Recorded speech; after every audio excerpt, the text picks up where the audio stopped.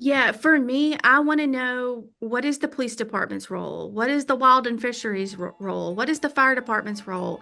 How does the garbage truck man know where to go and where to put his truck to block off the traffic?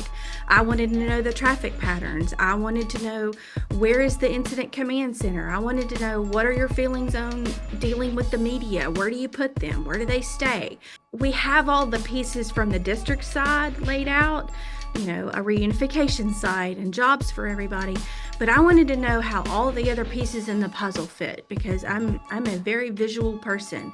And when you tell me to go to here and meet these people, I need to know in the back of my mind what everybody else is still doing because those are my students, those are my teachers, those are my friends in that building. And in my mind, I can't do my job if I can't compartmentalize all of those pieces. Yeah.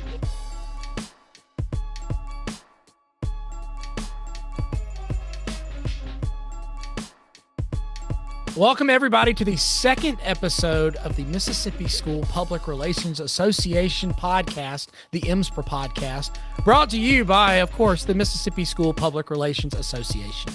MSPRA is a statewide organization made up of communications professionals who love to support and challenge each other in an effort to become great communicators. Like I said last time, we like to laugh that on Friday Night Lights that we're all on different sidelines, but when it comes to the betterment of educating Mississippi students, we are all on the same team. Today, I am excited to talk with Jill Knox of the Oxford School District, who was recently named the Southeast Region recipient of NSPRA's Emerging Leaders Award. We're going to talk a little bit more about that. Before we get kicked off, Jill, what you been up to?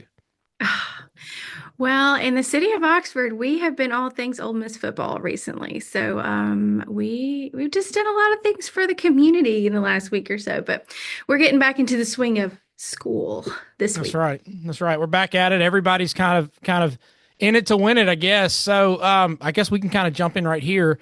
When I first got in this position here in Clinton, it was Heather Leonard who was in your chair. And so she taught me a lot of things. She's wonderful and all that. But you've been in this position for close to 3 years. Is that about right? This is the kickoff of year 3 for me. Kickoff of year 3. And so everyone seems to kind of have a roundabout way of how we've wandered into this position and how we've arrived. So I kind of just want to start off with that. How does your journey into school PR, what does it look like? Yeah, so I did not have a traditional path. So I went to school to teach. So I taught high school and middle school for a little over 10, 11 years. And I taught at Oxford Middle School. And then I moved out of that role into the curriculum department here for the district. And I was an instructional coach for a while, actually 7 years. And the last position for me within the curriculum department, I was the instructional coach specialist for all of our specials and electives throughout the district. So I met with a lot of people and a lot of things were happening. And then in December of that year, Heather came and said, "Hey, I'm going to take another job and I want you to think about maybe moving into my position." And I was like, whoa, never had that on the to-do list or the bingo card. And my superintendent called me in and he said, "Hey, I think you can do this. I think this is the perfect job for you." And so after a lot of praying and a lot of talking to my husband and really convincing me that I had the ability to do this job, I said, "Okay, let's go. Let's give it a shot and see what happens." And it really has been the best career move for me. I think this is definitely my place. And I've told them they will have to kick me out. Otherwise, I'm staying here until I can retire. That's one of the things, granted, we've got a small sample size with Jaleesa in the last episode and you here, but with everybody being really happy in their job, these jobs don't just pop up. So having people who want to be there kind of is half the battle. And then having districts that support you and administrations that support you, that goes a long way as well. Yeah. So you are one of the districts. So this is kind of different. This is something that I want to pick your brain about. Oxford is one of the districts, the few districts around the state that doesn't get to make the joke that you are a one-man department. It started off that way, I know for a fact, and there's been some intentional growth. But you have a staff with multiple people, jealous, by the way, in your department Who all is on your staff? Kind of tell me their name, and then how are their positions and talents used to help your district when it comes to communication? Yeah, so I'm so blessed to have a team, and in our district, it's just really it's important. It's valued. My department is valued. And so giving me more people and giving the district more leverage with our people. So we are a mighty team of four now, as of this school year, and I have asked for an additional hat Oh, that I might get, Robert. yeah, yeah, yeah. So my team is Lauren Hitchcock. She is our webmaster. So she does all things web design, all things in the background on web design. She also takes care of all of our surveys. Anything that is digital, she pretty much takes care of for us at a district level. Yeah. And then I have Camille, and Camille is my communication specialist. So she helps and does all things social media. She does all of our writing. Praise the Lord, because that's the job I didn't want. And she is just all in go getter. Whatever we have going on, she is 100% let's do it. And then this year we added Jared Redding. Jared is our activities media specialist. So the first 2 years on the job, I didn't have any hand in anything activities, athletics. Honestly, it was just a little too overwhelming, and I was doing good to take care of 7 schools. Yeah. And so we've added Jared to the team, and Jared's sole job is to live stream all home events. So every home activity we live stream currently. He does not go on the road necessarily because if you know this, It'd there's be a lot. happening at home. But hopefully that additional spot will give us some on the road leverage. But Jared does anything and everything activities. He runs all the website content for activities. He does a lot of social media work and all the live stream. So I am a blessed, mighty team of four now.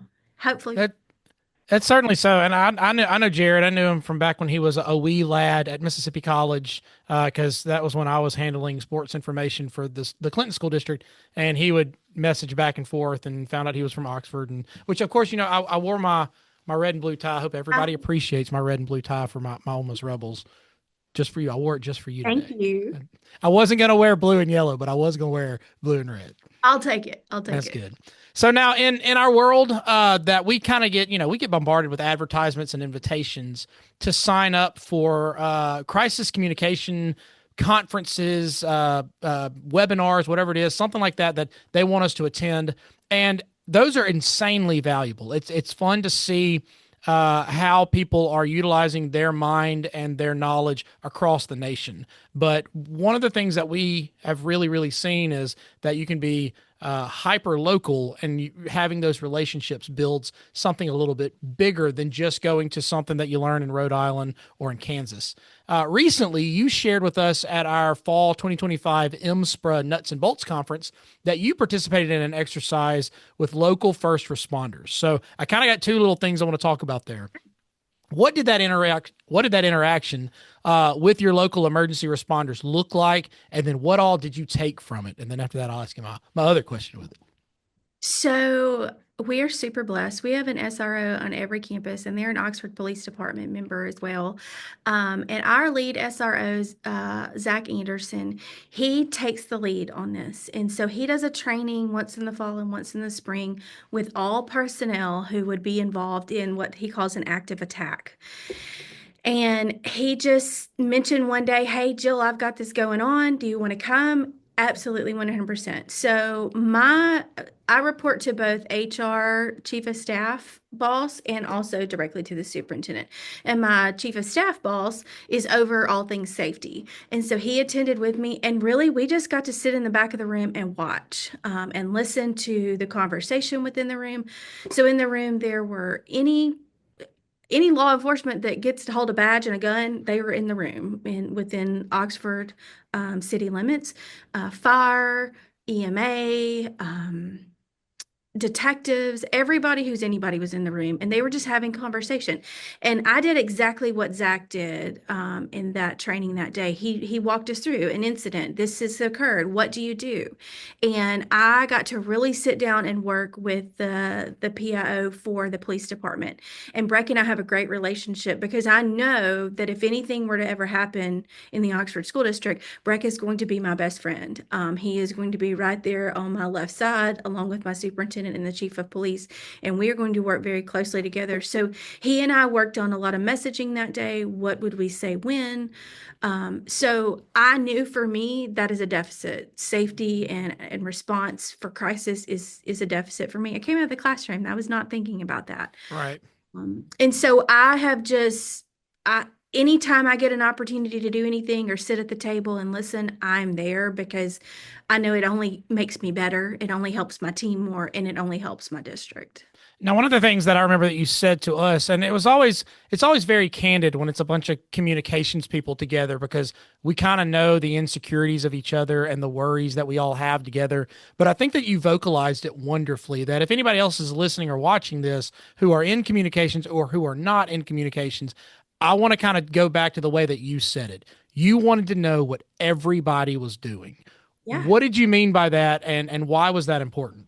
Yeah, for me, I want to know, what is the police department's role? What is the wild and fisheries role? What is the fire department's role? How does the garbage truck man know where to go and where to put his truck to block off the traffic?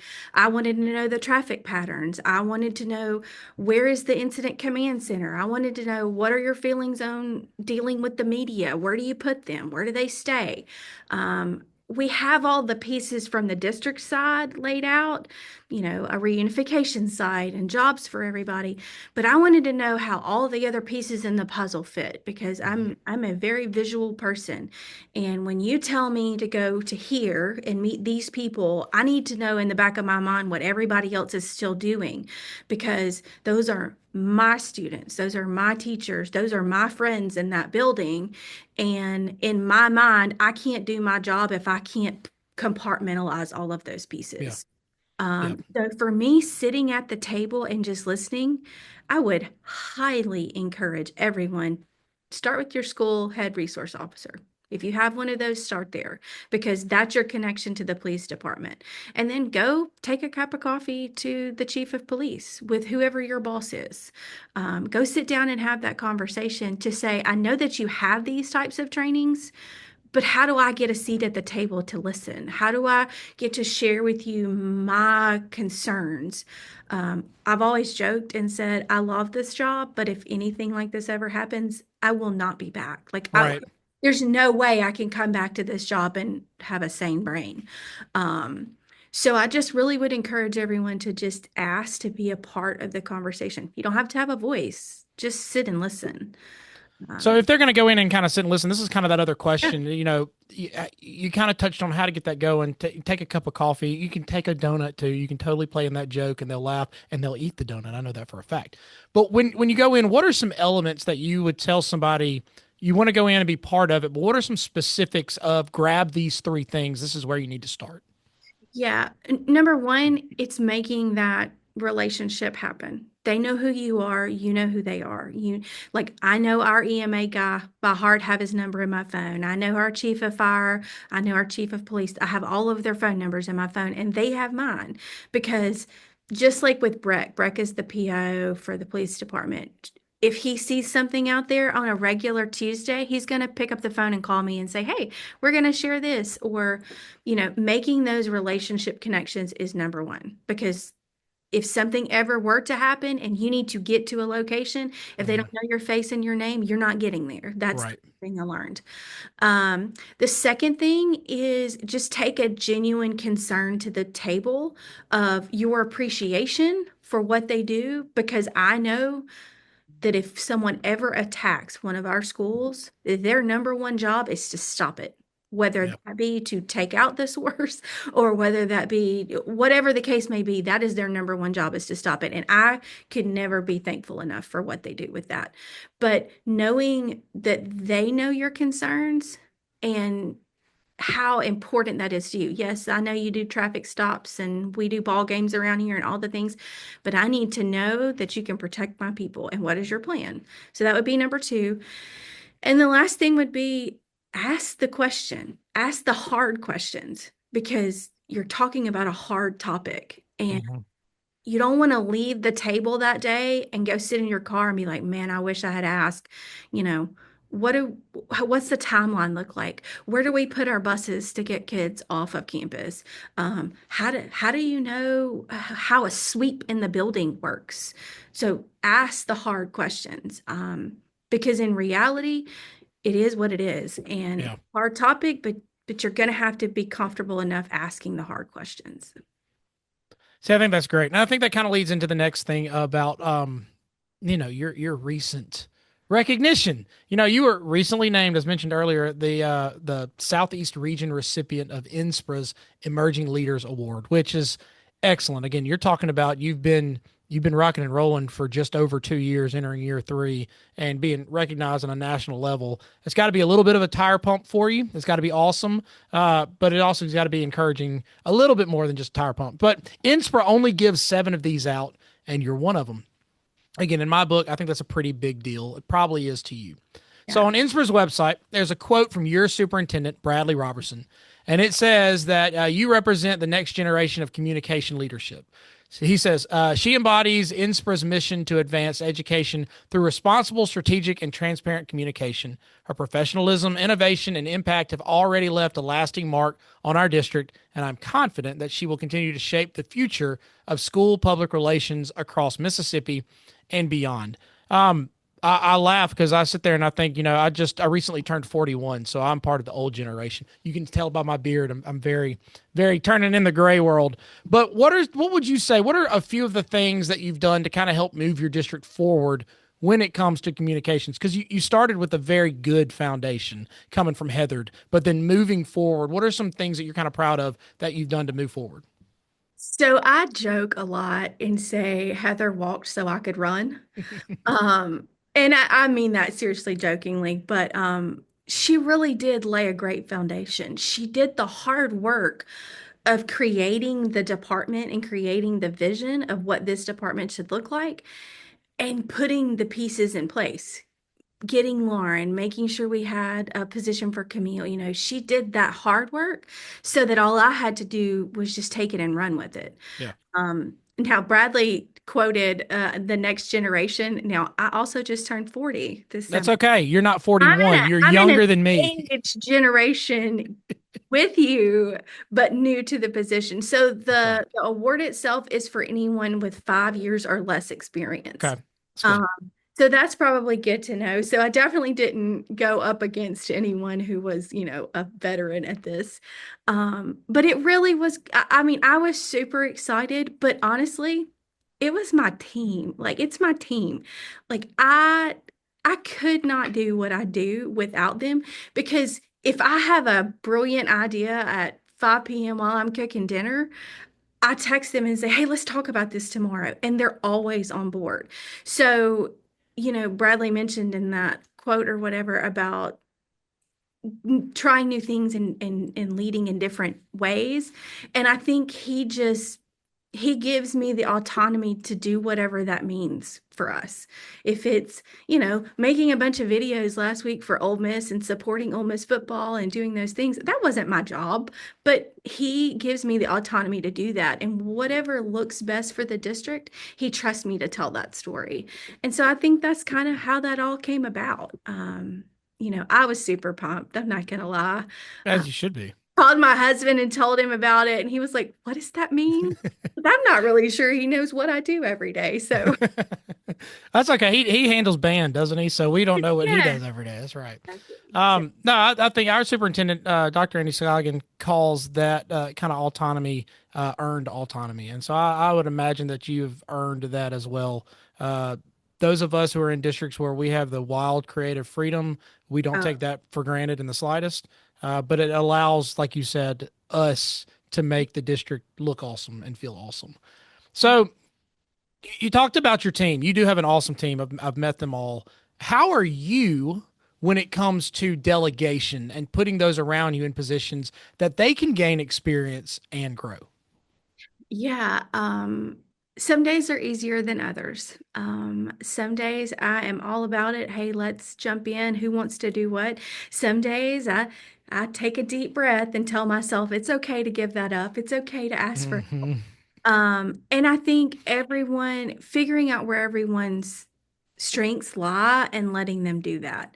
Um, if our website crashes tomorrow, I have no idea how to fix it. I'll be perfectly honest. Lauren has 100% autonomy with all of those things. She knows that I trust her completely. Same thing with Camille. Go do it. Whatever story, write it. I trust you. Push it out there. She does a great job of telling our story through written word, and I trust her wholeheartedly. So I think for me, it's just, hey, I can give this up today and I can go do something else, or I can pass this along to Jared. We have a student. We actually have three football players who play for Ole Miss who are on scholarship, actually playing, and one of them, their mother teaches at one of our elementary schools, and she's like, "Hey, I think this would be a great story." And so I passed it to Camille, and I was like, "Hey, I think you should do that." And Camille was so funny. She came back. She's like, "Hey, I think Jared would do a much better job at this." And so Jared actually took the lead and wrote the story. And I think that's just how we work. Whoever is best suited for the job in the moment, go for it. Even with like the crisis response stuff, the three of them, they all have their own roles in that. They all have their own jobs with reunification and things like that. And so I just trust that they can do their job. So the trust that Bradley, my superintendent, puts in me, I do the same thing with my team. And we just work that way. So. I think that's great. So since you're a wonderful trailblazer for this next generation, what do you kind of see as the next thing, or some of the aspects that are here that could blow up the future for communication professionals? Something we need to be aware of. Maybe it's a trend, maybe it's just a whatever that's setting that future tone. What are some of the things that you see? Well, I can only really speak for Oxford, but we're kind of in a shift right now of ways that we communicate with our families. So, funny, I don't have children, but if I had children, I would have children within the school system. That would be about the right age range. Mhm. And everything is so fast. And we are learning as a department that we have to be faster. And what is the best way to do that? So we've done a lot of work with videos this school year in putting content out, and it's growing and it's catching on. Um, we still do a newsletter and things like that, but like we're not getting as much bang for our buck with that. So I think it's just pivoting, when something is not working, okay, that's fine. That didn't work. Let's do something else. So that would be the first thing I'd say. The second thing is be creative. Find ways to get your community involved. Last week we put the letter out from the superintendent about the excusing the absences, Right. and it went wild. I mean, it was shares galore, comments galore, good, bad, indifferent. But just thinking outside of the box. I mean, we could have easily just sent a parent email and been done. Right. We were like, okay, let's take it a step further. So I think it's being creative and stepping outside of the box. Um, I like that you mentioned the bad comments. We talk all the time with some other friends about the line from the Pirates of the Caribbean when the guy comes up to Jack Sparrow and goes, "You are by far the worst pirate I've ever heard of." He's like, "But you have heard of me." It's like yeah. if people are talking and sharing, this earned media that we're getting out there. I can't believe they did this. Thank you for sharing that message. Everyone else got to see it. Yeah. Well, and we're of the opinion that it's still feedback, whether it's Yes. positive, whether it's negative, whether it's neutral, it's still feedback and it's good for us. I mean, in the Oxford School District, we live and die by feedback. I truly believe that. And that comes from our superintendent. Hmm. And when people are like, oh, it's another survey, nobody's reading this, I promise you, we are reading every line on that survey. And we are digesting it to say, how can we make ourselves better? How can we get better based upon this comment? So even with stuff on social media, my superintendent, I think on day 2, he was like, maybe we shouldn't have done that. And then by day 3, he was like, oh, it's fine, you know. So it's just good feedback, whether it's good or bad. It's just good feedback. Well, Jill, I appreciate your time. You're Oxford. I always say that our school districts that are in large college settings have such a unique approach. Oxford is very different. Our friends in Starkville are very different, and our friends down in Hattiesburg in that area all have such unique approaches. So I love getting to pick your brain a little bit and see how you do things and how you match vibes and all that wonderful stuff about what's going on in the community and getting feedback. So I think that's huge. So thank you so very much for your time today, and I hope everybody can pick something up from you and better themselves. Well, thank you for inviting me, but also thank you for being that person that picked the phone up every time I called in those first couple of years. And it's just like, you never declined me. You never told me go figure it out. You always helped me, and I appreciate that. That's all right. Any excuse to not be in the office, I'm good for.